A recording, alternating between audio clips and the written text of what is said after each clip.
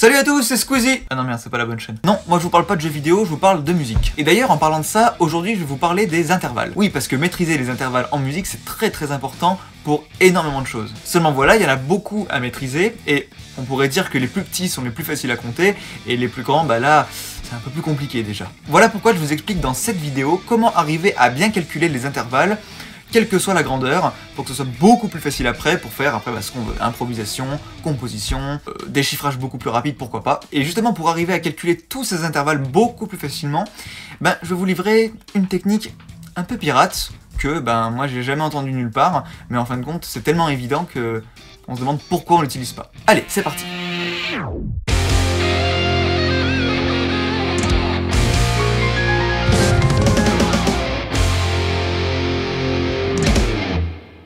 Jour numéro 24 du défi 30 jours, on est presque au bout. On continue, on lâche rien. Si vous ne me soutenez pas encore, abonnez-vous tout de suite à la chaîne pour recevoir toutes les prochaines vidéos. Et puis après, il y aura une petite surprise après, à partir début juin, je dirais. Et si ça vous plaît, n'hésitez pas non plus à me mettre un petit pouce. Voilà. Alors cette technique pirate, qu'est-ce que c'est? Alors d'abord, pour refaire un tour sur les différentes familles d'intervalles, des intervalles simples qui sont pas redoublés 9e, 10e, etc. On a d'abord la seconde, ensuite la tierce, la quarte, la quinte, la sixte, la septième, et enfin l'octave, dodo, mimi, fa, la. Et après, au-delà de ça, il y a ce qu'on appelle la qualification des intervalles, c'est-à-dire qu'une tierce peut être soit mineure, soit majeure, soit diminuée, soit augmentée.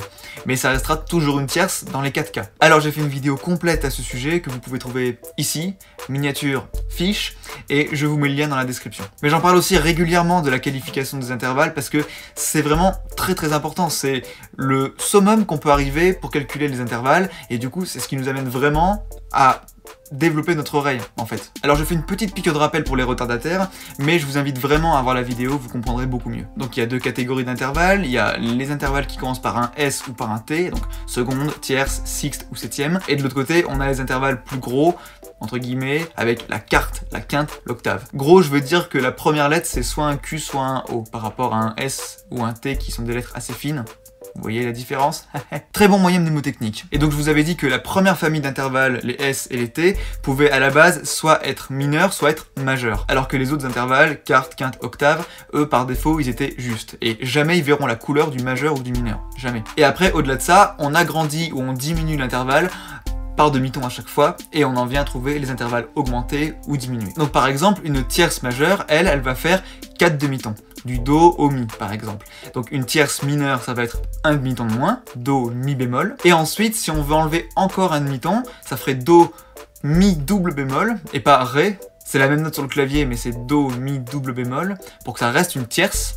Vous voyez? Et donc là, on a affaire à une tierce diminuée. Et de l'autre côté, par contre, une tierce augmentée, on va repartir de l'intervalle majeur, donc la tierce majeure qui faisait 4 demi-tons, on augmente d'un demi-ton, donc Do, Mi dièse, et pas Do, Fa, encore une fois, pour faire une tierce augmentée. Mais bon, si ça paraît un peu flou, encore une fois, allez voir la vidéo. Je vais pas vous réexpliquer tout ça à chaque fois, sinon j'arriverai jamais à faire mes vidéos pour vous expliquer la suite. En attendant, une seconde, une tierce, une quarte, une quinte, tout ça, c'est des intervalles petits, on pourrait dire. Donc, c'est assez facile de les compter. On part du Do, Do, Ré, une seconde, Do, Mi, une tierce, Do, Fa, une quarte, et Do, Sol, une quinte. Bon. Mais après, quand on veut monter à la sixte ou à la septième, donc Do, La pour la sixte et Do, Si pour la septième, là déjà, ça demande beaucoup plus de calcul d'intervalles. Voilà, une seconde, ça fait 2 demi-tons, une tierce, ça en fait 4, une quarte, ça en fait 5, une quinte, ça en fait 7 demi-tons. Mais après pour la sixte, on augmente encore de 2, on tombe à 9. Mais déjà pour compter 9 demi-tons, faut s'accrocher déjà. Hein. Et encore pire pour la septième, faut monter encore à 11 demi-tons. Là c'est long. Et après on retombe bien sur l'octave avec 12 demi-tons. C'est bien les 12 demi-tons qui constituent la gamme entière chromatique. Chromatique, diatonique, chromatique, Do, Do dièse, Ré, Ré dièse, Mi, Fa, Fa dièse, Sol, Sol dièse, La dièse, Si, Do. Et la diatonique, Do, Ré, Mi, Fa, Sol, La, Si, Do. Bon, tout ça je vous l'explique dans ma vidéo sur les gammes majeures et mineures d'ailleurs. Hein. Voilà. Tout ça pour dire qu'une tierce, c'est facile à calculer. Si on veut faire une tierce majeure, donc en partant du Mi, on va compter 4 demi-tons pour la tierce majeure. Donc Mi, Fa, Fa dièse, Sol, Sol, Sol dièse. On a Mi, Sol dièse, du coup, pour une tierce majeure. Maintenant, si je vous demande une septième majeure en partant du Mi, et donc là, il faut compter 11 demi-tons en partant du Mi, donc Mi, Fa dièse, Sol, Sol dièse, La dièse, Si, Do, Do dièse, Ré, Ré dièse. Ça fait 11 demi-tons. Ouh, bah faut dis donc, enfin en passer des demi-tons pour la trouver celle-là. Hein. Mais si à la place maintenant je vous disais de faire l'inverse. Si je vous disais Ré dièse, Mi. Là on n'a plus que quoi? On n'a plus qu'un demi-ton. Donc en fin de compte c'est une simple soustraction. On prend la totalité de la gamme chromatique, qui fait 12 demi-tons, du Do au Do en comptant tous les petits dièses et tous les petits bémols, enfin toutes les touches noires quoi. Donc ça fait 12.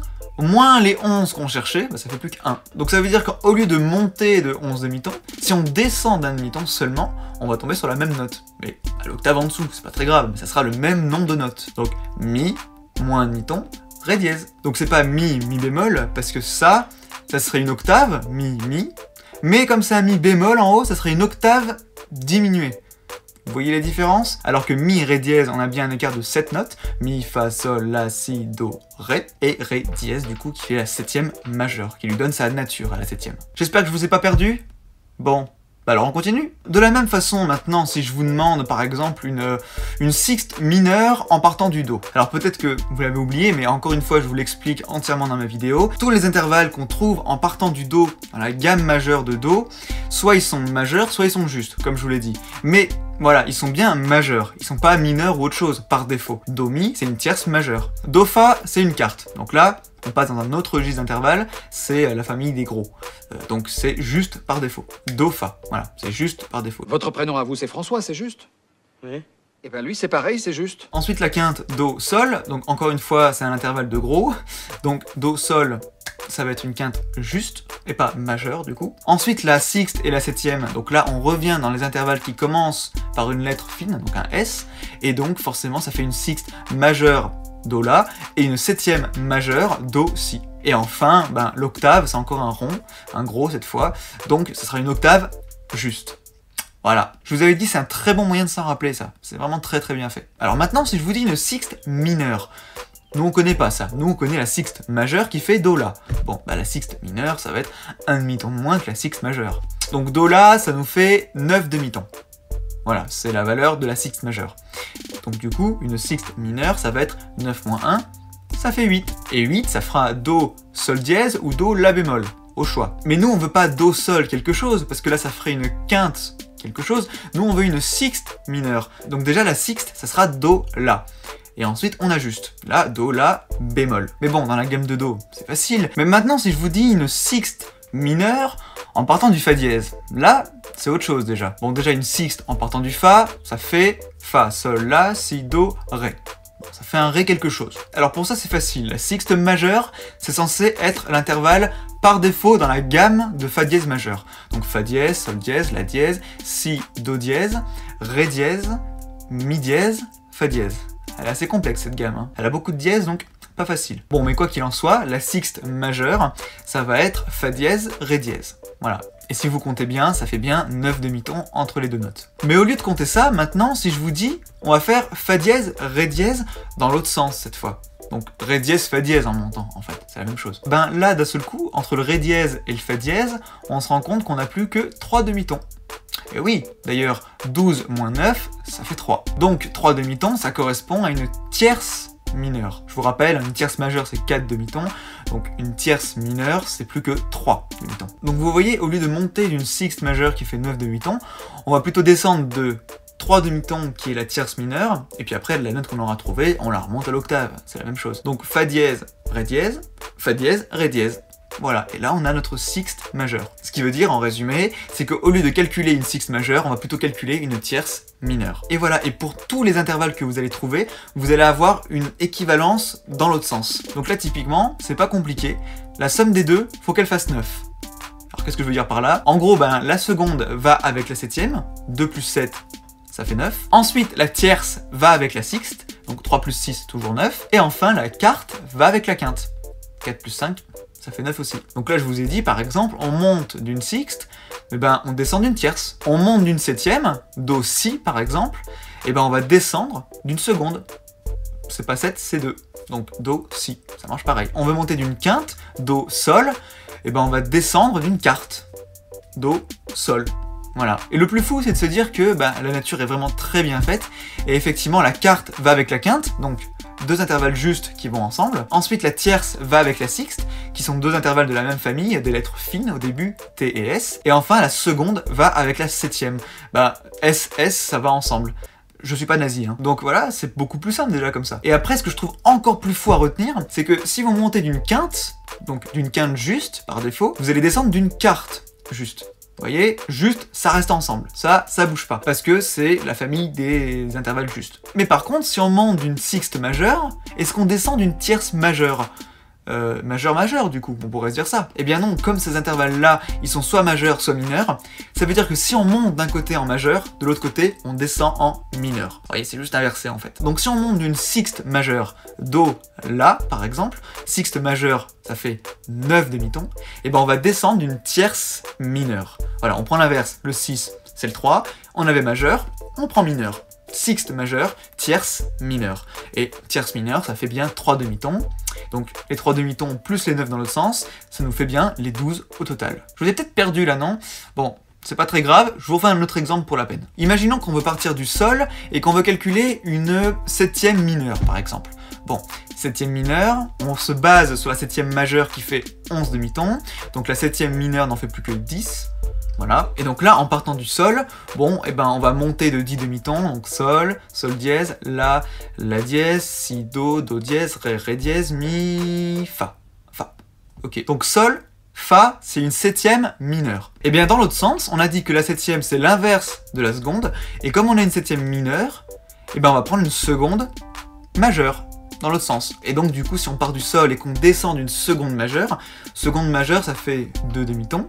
Hein, donc sol moins 2 demi-tons, soit sol moins 1 ton, c'est la même chose, et ça fait sol, fa. Ah bah tiens, c'est la même note. Donc vous voyez, c'est beaucoup plus simple comme ça en fait. Et donc au lieu de vous embêter à trouver des intervalles qui sont super grands et qui font par exemple la, ben vous allez faire la, c'est la même note, la, c'est l'octave. Donc d'un côté je vous ai fait une sixte majeure, et de l'autre côté je vous ai fait une tierce mineure. Et ça revient exactement à la même chose. Donc pour récapituler, le 2 avec le 7, la majeure, l'autre mineur. Ensuite pour continuer, 3 et 6 vont ensemble, la majeure, l'autre mineur. Et enfin le 4 et le 5 vont ensemble, et les deux juste. Et vous voyez, 2 plus 7, 9, 3 plus 6, 9, et 4 plus 5, 9. Voilà, j'espère que cette vidéo vous aura plu, et qu'elle vous aura permis de mieux comprendre comment ça fonctionne pour calculer tout ça, et que ça vous servira pendant des années, pendant toute votre carrière de musicien en fait. Si vous l'avez bien aimé et que vous vous êtes reconnu à l'intérieur en vous disant que vous galérez un petit peu à trouver les intervalles, les grands intervalles, et ben partagez-la, mettez-moi un petit pouce bleu, un petit commentaire pour me dire ce que vous en avez pensé, et encore une fois, n'hésitez pas à vous abonner pour recevoir toutes les prochaines vidéos. Vous allez voir d'autres vidéos comme ça, il va y en avoir à l'appel. J'ai prévu déjà une bonne petite liste déjà, donc restez connectés, restez abonnés, et puis on se retrouve pour une prochaine vidéo. Et déjà, dès demain, pour la suite de mon défi 30 jours. Allez, bon courage, et je vous dis à bientôt dans une prochaine vidéo. Ciao les icos.